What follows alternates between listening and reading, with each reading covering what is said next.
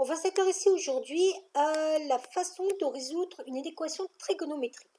Donc on me demande de résoudre sur 0, 2 pi cette inéquation cos de t plus pi sur 6 supérieur ou égal à 1 demi. Donc déjà, je vais m'intéresser à la façon de trouver un cos supérieur à 1 demi. Donc l'axe des cos, c'est donc l'axe des abscisses par rapport au cercle trigonométrique.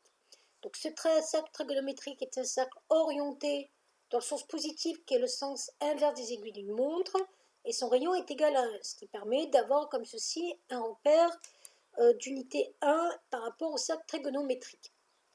Ensuite, si je veux que le cos soit positif, qui est représenté par l'axe des abscisses, mon cos se situe à ce niveau-là. Ça veut dire que mes angles correspondants vont être ici. Je vais donc avoir des angles qui vont varier si je me place sur l'intervalle moins pi plus pi entre moins pi sur 3 et pi sur 3, mais ça c'est sur l'intervalle moins pi plus pi. Donc si je veux tout l'ensemble des nombres réels, tout ça, ça va être défini à un nombre de tours près.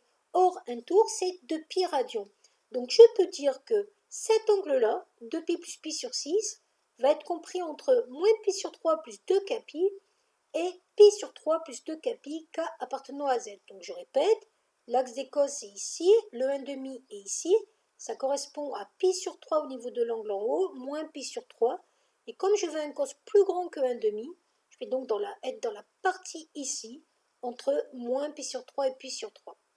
Ensuite, le but, c'est d'isoler le t ici.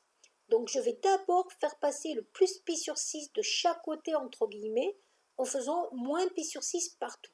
Donc j'arrive à moins pi sur 3, moins pi sur 6, plus 2 pi, inférieur ou égal à 2t, et la même chose de l'autre côté. Comme je veux isoler le t, je vais tout diviser par 2.